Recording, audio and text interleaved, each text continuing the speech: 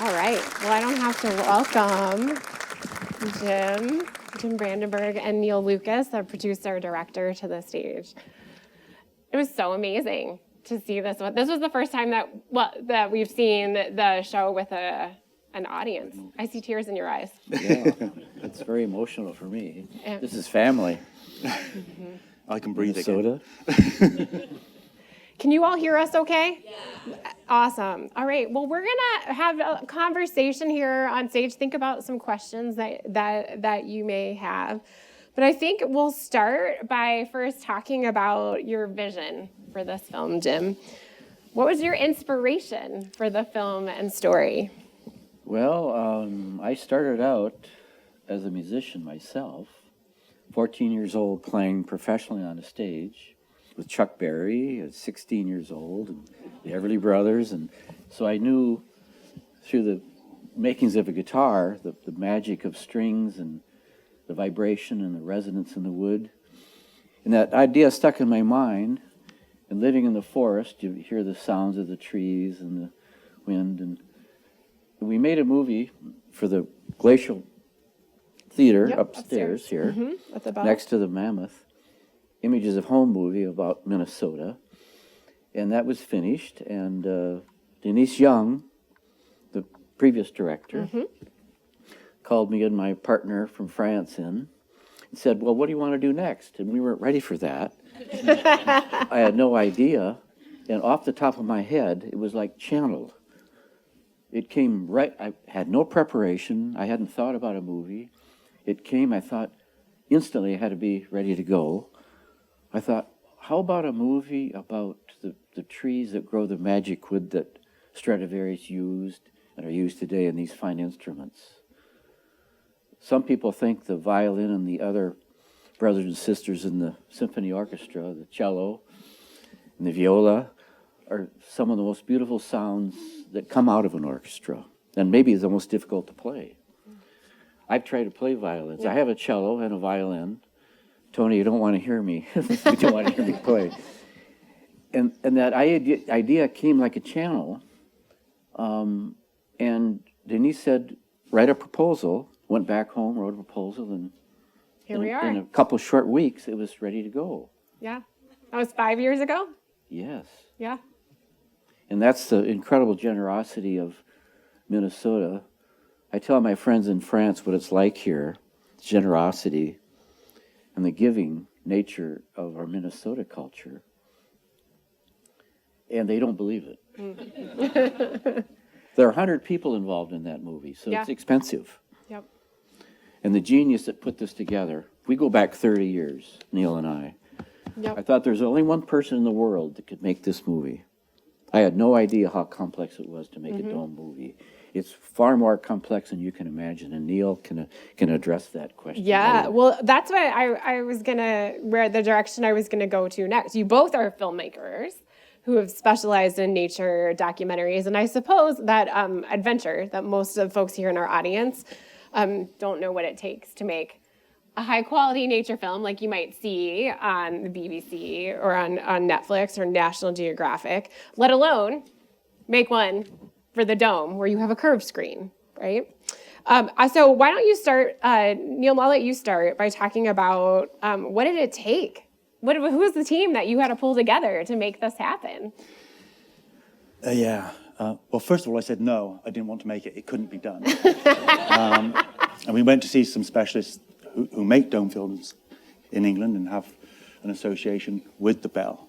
And I told them what I wanted to do. I wanted to film actors, and I wanted to film in a forest, and I wanted to fly through a violin, and they were laughing at every stage, and the laughing got more and more. And at the end, they said, it can't be done. You won't get the sponsorship, you won't get the technology, it just won't work. And as we're walking out into the car park, I smiled because we already worked the basics out. We came at it from a completely different direction. And I managed to pull together an amazing team. Luke, the graphic designer, he works for the big oil companies. He does their Imagineering. He does the graphics for that. He worked with me, taking David Attenborough through a blue whale and out to the ocean. The editor, Martin Ellsbury, works on Disney movies, and he's worked on the Attenborough series, with me for as long as I can remember, and he's so creative and he's so positive. And I have a friend called Simon Weir, who I haven't known that long, and he was the first person I went to and said, I want to make this movie, and it's going to be with orchestras, and I know nothing about music. So he said to me, well, you better come to an orchestra and just sit there and listen. So we went to a rehearsal, and I was lucky enough just to be able to sit right down where the conductor would sit, and I'm right in the middle of the orchestra, and they start playing, and my head's down, and my smile gets bigger and bigger and stuff, and you can really feel it in here. And instantly I knew that if I could get that sound and that feeling inside the dome, when someone is playing, you'd have that same experience. And if you ever have a chance to do it, you go and sit in the middle of an orchestra, because it is absolutely amazing. When we started filming, we tried all different techniques with different cameras and different lenses, and it was working, but it wasn't great. And then we had COVID, which affected us really, really badly. We couldn't go to Italy. Where we were filming in Italy was the epicenter of where COVID started in Europe. So we couldn't travel, we couldn't see each other. And I was talking to Nikon, who thankfully helped us with this movie, Nikon. I was about to say, I was like, do you need to translate that? Yeah, for I'm sorry. They call it Nikon in the UK, I'm and always being Nikon told here. off. I use Celsius, you use Fahrenheit. Nikon, what was it? Oh, Roots. I didn't know what Roots was, and Jim mentions it in the film twice. And at home, everyone laughs when he says Roots. It's Roots. You know that now. I'll work on that. Yeah, thank you. Well, I went there, and it was, sort of, Wimbledon was open, and we went there, and I said, I want one of your new cameras. I want to play with that, and I want to see if I can make it. I'd already told them what I wanted to do and how I proposed to do it, and again, they thought I was crazy. But I went there and I said, this camera would be great. And the technical advisor there said, no, what you want that camera, but you also want this one, and you want this lens and this lens. And we got a camera which is coming out in about a year's time. We'll give you one of those, but don't tell anybody. So about 3 or 4 days later, a box arrives on my doorstep, and it's Christmas. I've got all these toys to play with, and I can make tracks and all sorts of things. And it just started to work from there. We worked the math out behind how we could get the angles right, how we could make it work, how in the center of the screen the trees are going to be straight. People look like people, their heads weren't distorted, and so especially in close-up. When they're in the distance is fine, but when they come close, and when you can see the hairs on the back of their hand, when the guy's carving, that let me know that we could really get it. The lenses were awkward. It was really cold on some of the occasions, and we couldn't adjust the lenses because our fingers were too cold. We had to change the lens settings almost for every shot. And that meant dismantling the lens, rearranging it inside, and rebuilding it. And that's your shot. In the beginning, we were only doing 3 shots a day. I mean, it was so complicated. Then we had the idea that if we started wearing headsets, these virtual reality headsets, that may help. So Luke, the graphics guy, we came here, we saw the inside of the theater, we could get all the measurements. We built it inside the headset, so we could plug it into the cameras. So wherever we were in the world, it was like we were sitting here, where you are now, and look up and see what the camera is seeing. So we can make the final adjustments. And that was a game changer. It's never been done as far as we know. And to the level that we could record, we could look, and we could adjust as we're working. High in the mountains of northern Italy in 2 meters of snow, 6 feet of snow. Well, can you talk about that? Snow was a challenge. When you were filming with cameras, with lenses that you were trying to get close, talk about how the weather and other environmental challenges may have challenged you and the team on location. The cameras in the lenses we were using are, they're not the standard thing. The cameras are standard, but we play with them, we adjust them. The lenses we completely rebuilt. When you're filming for a dome, you have to look upwards. You can't film the floor, because when you film the floor becomes a ceiling, and it just wouldn't work.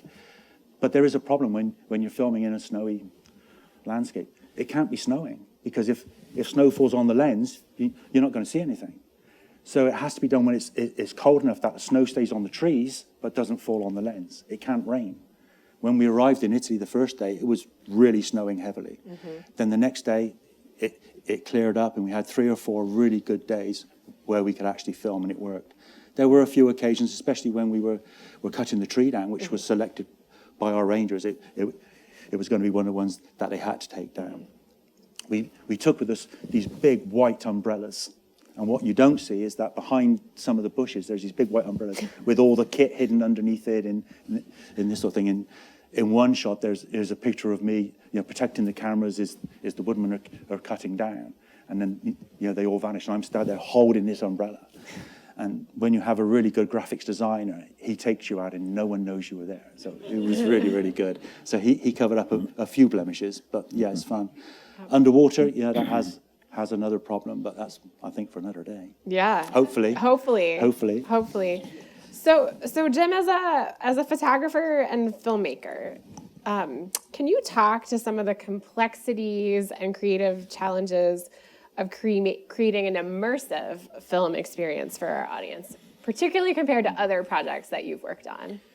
This might be the most complex project of my long career, a challenging career.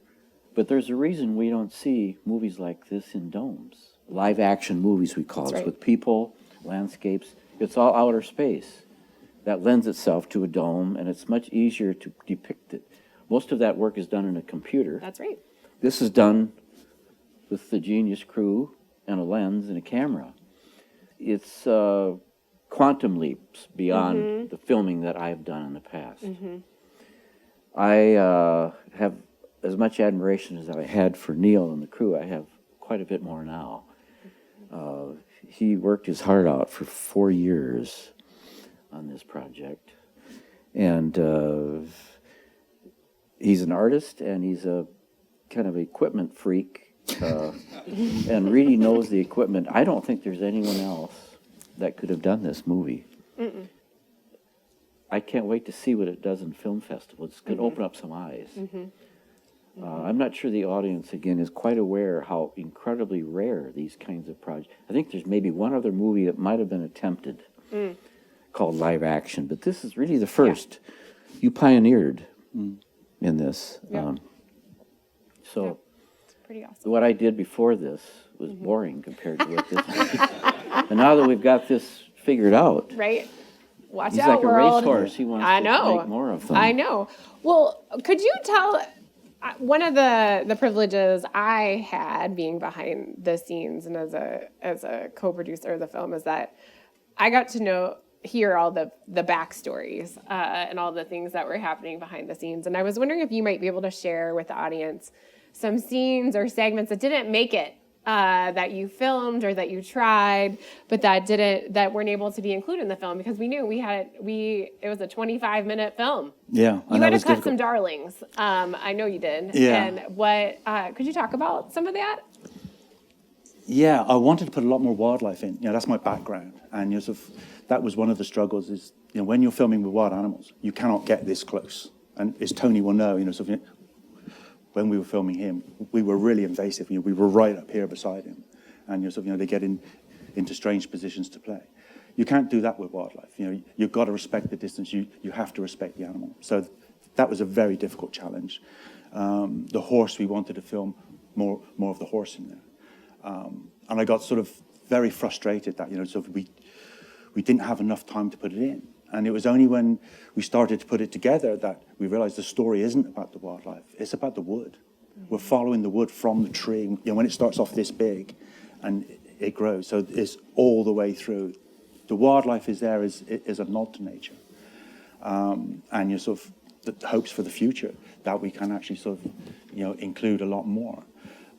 So there was that. We did a bigger underwater sequence, which was amazing because it was snowing and it was really, really cold. And we put the cameraman into a wetsuit and threw him in the river a few times. He was in a wetsuit and with snow all around. So that was a shame that we couldn't put that in. But the story has its own pace, and the story, I think we've got it just right because you know what's happening. That's right. You know how it's going. And if we interrupted it too much to take you underwater, all that stuff, I think it would have spoiled the flow and spoiled the imagination and the beauty that we created. So again, I think that's one for the future. we know how to do these things now, and already we're coming up with ideas that we want to do. Well, I was going to say, I think throughout the filming process, you continue to innovate and come up with new ideas, but then you always stayed true to that story. Part of their filmmaking process was before we even started filming, you created storyboards that laid out in cells, almost like a comic strip, how the story was going to flow. And you can see out, actually, I'm not sure if some of you saw when coming in, there were images from each of the three main segments of the film. Can you talk about how in the process of filming you and your crew continued to return to those storyboards, or how did you use those to guide the filming process? Initially, I used them to convince people that I could do it. I mean, it was that simple. You go and say, I want to do this crazy thing, and you go, oh, yeah. But when you start drawing it out, I'm a really visual person. So I need to draw it out for myself, just to convince myself. Just to convince myself that I'm doing the right thing. So we normally do storyboards. We map it out. It's almost like the choreography of a dance. You know the camera's going to be moving from this direction to that direction, and then we're going to go in for a close-up, then we're going to come out wide. And you can see it on paper. What we found fairly early on is that actually we can go one step further. We can create animatics, like cartoons, that we could actually build the camera and move it through the forest within a computer. And then we can change all the angles and we can change everything, especially when we got down to being inside the violin. The violin is an exact replica of a Stradivarius. The dimensions are perfect. The wood is perfect, but we couldn't fit one of our big cameras inside a violin. So what we did, we took pictures from it, from inside of a violin, and then Luke built a Stradivarius violin to the exact size and scale, and then we laid the pictures on the inside exactly where they would be, and then we could fly in wherever. And then we wanted the dust to dance. I'm hopeless at drawing dust, so for me it was little dots and lines and this sort of stuff. But with the magic of graphics, we could make the dust dance literally in time with the music, and we got our timing from the music to get the dust to dance.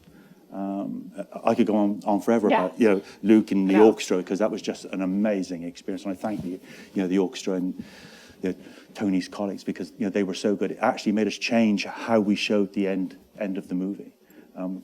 We extended their involvement an awful lot more because we knew how it would work, and they were so patient with us. I mean, we were getting in really close and really personal with some of them, and they did it. I could speak to that. I also got close and personal. Yeah. An unspoken credit on this film is that I was the makeup artist for helping reduce shine on some folks. So I'm proud of that contribution.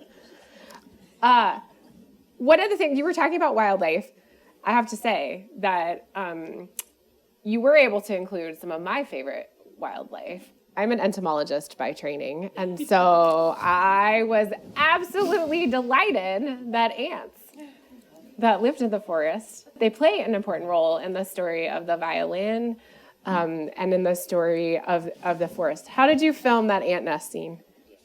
How did we film it? Can you share your secrets? Yeah. It was painful. Did you get stung? A lot, yeah. Really? Yeah. Oh, you didn't tell me that part. I know. I'm sorry. Yeah. You're an entomologist. You won't want to know. No. No, we filmed the ant nest. The ant nests there are amazing. Some of them are really big, and they surround the trees. And then you get a gap where they clear all the vegetation around the trees. And when you see it, you can see how they work. And we decided that we really need to include them, not only because Holly, one of the main people here I swear is an entomologist. I did not say that the ants needed to be in. They came to me. I promise that it evolved organically. Yeah. We filmed ants a lot before for some of the Attenborough series. We've been down into the ground with them. But to get down there with a lens and a camera, especially for filming here, would have been extremely tricky. The shot of going into the ant nest we actually filmed on location. I won't tell Nick on, but we stripped their camera down to its bare bones and stripped everything off because we had to turn it around backwards and upside down so we could actually get it inside the ant nest before it all collapsed, and we did a lot of damage. Once we got those shots and we knew it was going to work, we then came back into the studio in England, where a really good colleague of mine, called Tim Shepard, who's an amazing sort of cameraman. He does lots of time lapses in fungi and molds and all sorts of things. And we built the ant nest inside the studio. We built one of the tunnels, and we actually filmed it upside down. You think it's traveling above you, but we were filming looking down.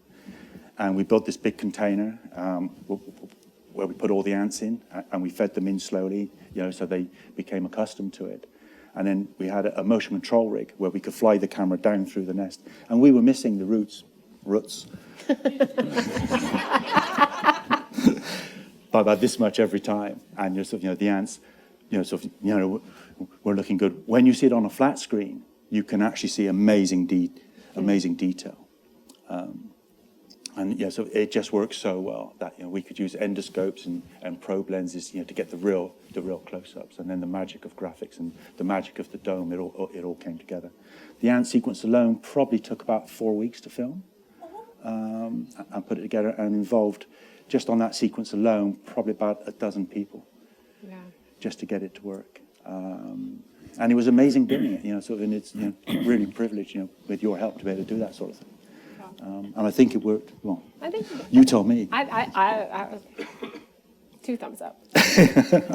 Jim, I want to come back before we turn it over to the audience, reflecting. You've talked and mentioned on a number of occasions where I've been around that, and even tonight, I think that this has been one of the most exciting projects of your career. Can you reflect a little more on that and sort of where do you go from here with that? It's a peak. Mm-hmm. It's going to be hard to stop with all the knowledge that's been learned and gained. One thing that I remember is walking into the orchestra hall, watching Neil and the crew being in the midst of these incredible musicians, the string section, the violins, violas, and cellos, and bass, meeting the people, getting to know. Some have become good friends. Yeah. I actually felt my life changed that day. I came home and told Judy, I said, my life changed today. Watching Simon direct, a photographer with incredible articulation and language, coaxing funny little sounds out of watching the musicians bewildered by what he wanted to get. They were doing new things they'd never done before. Everybody seemed to be in awe of everybody else. And I'll never forget that feeling. To include the Minnesota Orchestra in this movie being made in Italy. As a Minnesotan, I was very proud that this all came together and worked the way it did.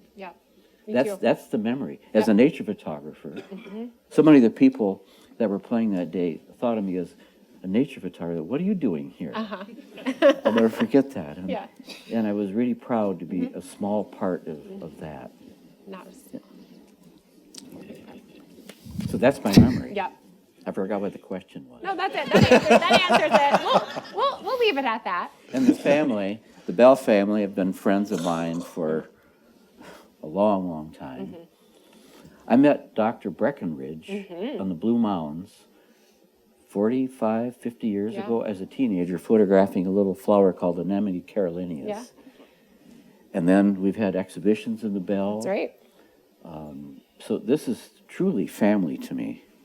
I'm so proud as a Minnesotan to be part of this, and thank you, folks, grateful. The donors especially. Yes, thank you. Whew. All right, folks, your turn. Do you have? I see a question back there. Where can I get this movie? I want this movie and I want it now.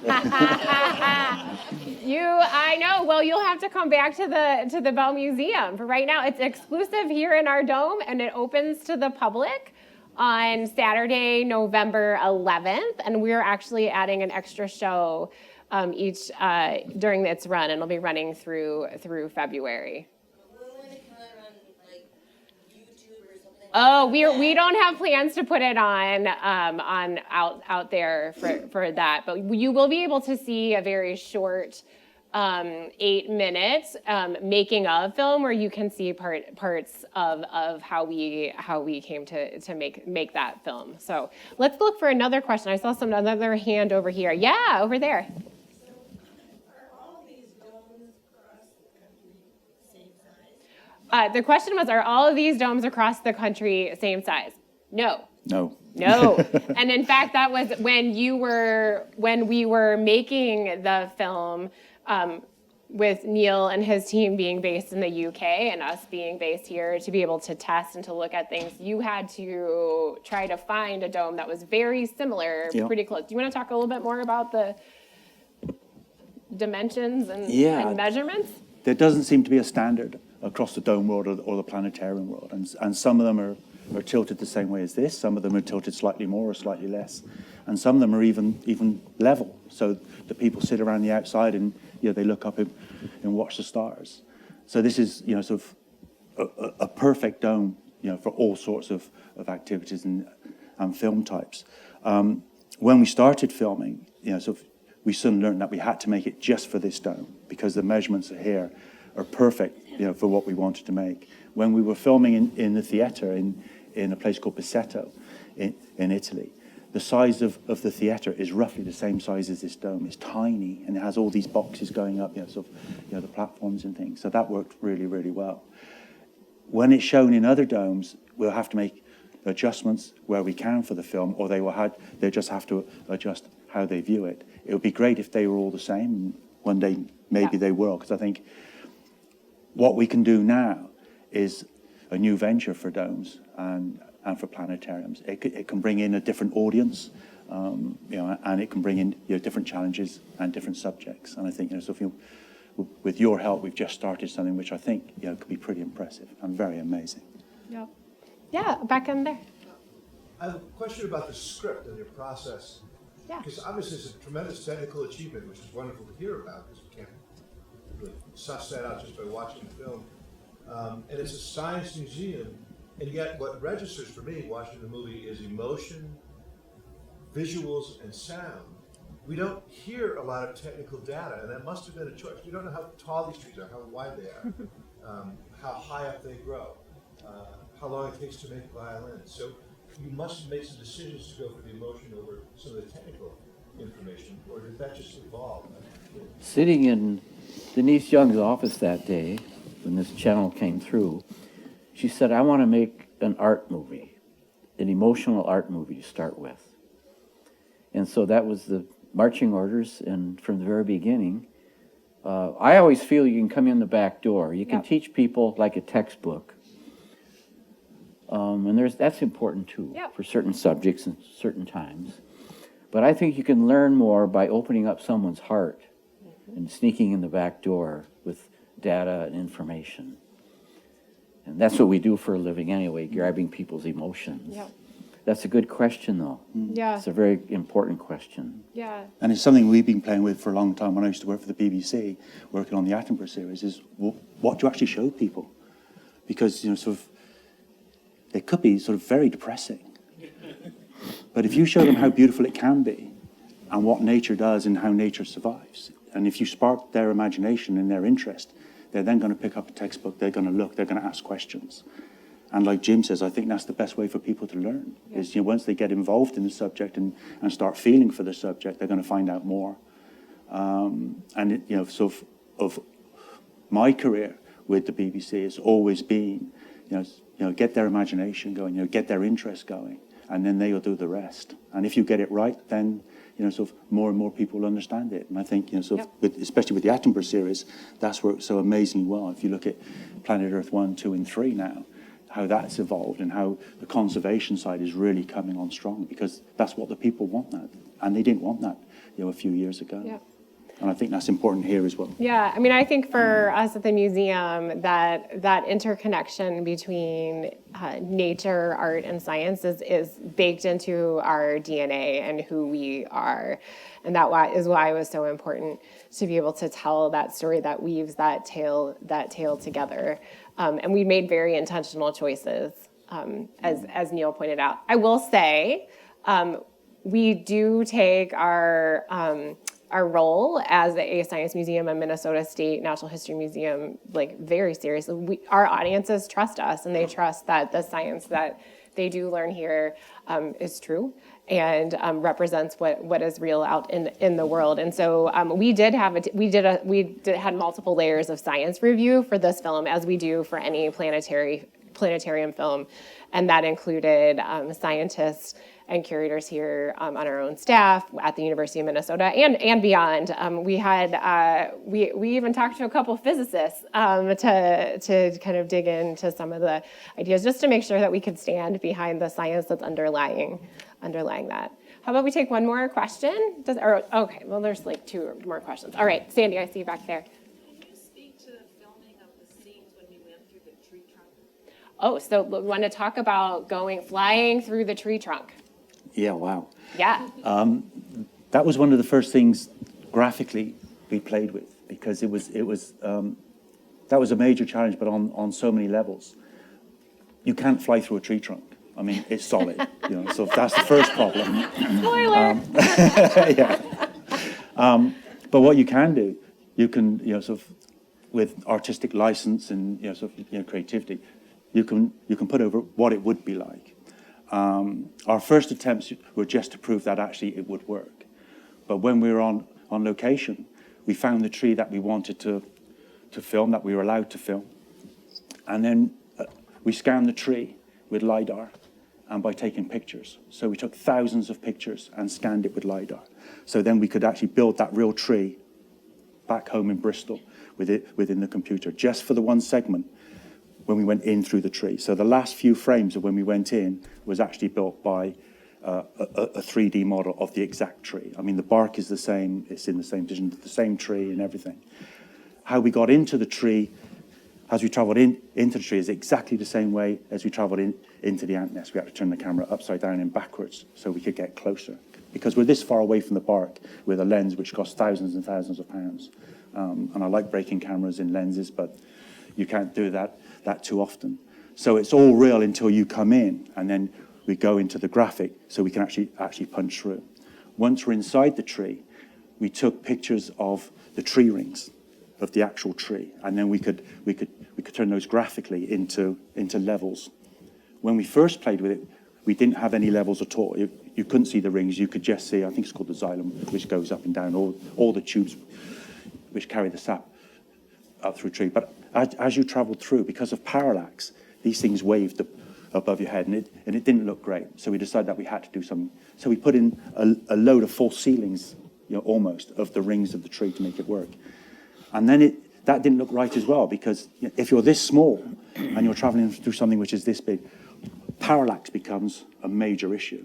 So all the rings would move, and you have to move with the rings as if you're traveling through. Then to get the sound effect of the guy tapping on the tree, that is the real warden, the real ranger, sorry. And we looked how he tapped onto the tree from the outside, and we got him to do it in the air in exactly the same position. So we filmed him from the other side as if we were inside the tree. We then took that image, we turned it into a negative, and made it look like an X-ray. So when he banged on the tree, it's the actual action. So it's the real person, his real hands, the real action and everything. But it's filmed from the other side, and we made it look like an X-ray. So when the sound went through the tree, it wouldn't look unusual. And then bringing it up all together, there's a couple of hundred layers of information in there. That when we put it together, and I think on that one it took about 4, 5, 6 days to render before we could see that it would work. A few things didn't. We changed it. We go back into again, but everything within that sequence is real. It's either you're filmed for real, or it's scanned with LiDAR and images and then rebuilt. So it was a true representation. Obviously, going back again, that it has to be real, as real as we can make it. And there's not a lot of true graphics in there. It's all built on factor, or it's all built on the inside of a real instrument or the dimensions of the real instrument, and the same with the tree. Yeah.